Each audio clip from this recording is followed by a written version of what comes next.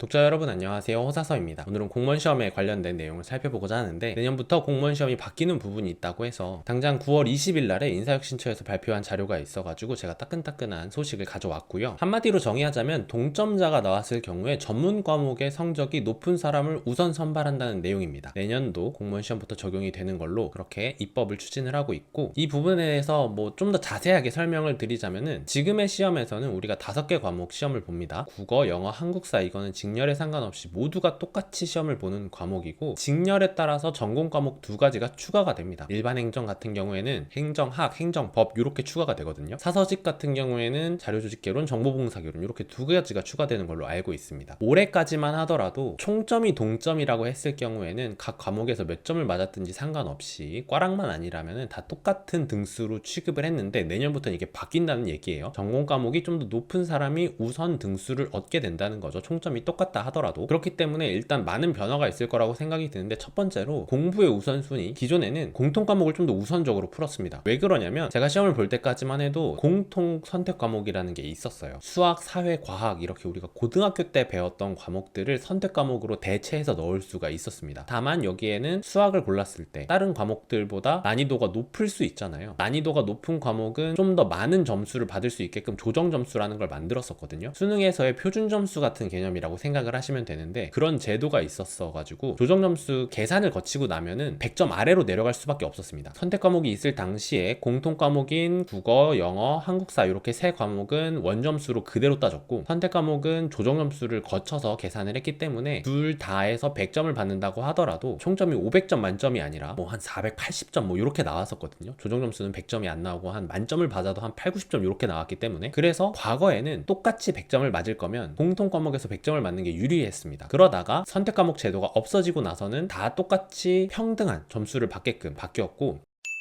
큰 변화가 있을 거라기보다는 선택 과목이라는 제도, 조정 점수라는 제도가 있었기 때문에 무의식적으로 약간 전공 과목들이 후순위로 밀려 있는 경향이 있었다고 생각을 하거든요. 그런 것들이 좀 더 바뀌어서 내년부터 치러질 시험에서는 전공 과목들의 우선순위가 좀 더 높아지지 않을까라는 생각을 하게 됩니다. 그렇다고 해서 공통 과목이 쓸모없다 이게 아니라, 문제 푸는 순서가 조금은 바뀔 수가 있겠죠. 전략적으로 생각을 했을 때 저 같은 경우에는 좀 암기 쪽으로 풀 수 있는 과목들, 예를 들면 한국사 같은 것들을 미리 풀고 나서 나중에 수학 과목들을 푸는 식으로 이렇게 시간 분배를 했었는데, 그런 부분에 있어서 고민해야 될 부분이 하나 더 늘었다 정도로 생각을 하시면 될 것 같습니다. 사실 5개 과목에서 모두 다 높은 점수를 받는다는 목적은 변하는 게 아니기 때문에, 실제 시험장에서 문제 푸는 전략의 변화 정도만 있을 거라고 생각을 하고요. 그렇게 크게 대세에 영향을 미치거나 할 것 같지는 않습니다. 오늘도 긴 영상 시청해주셔서 감사합니다. 구독과 좋아요도 감사합니다.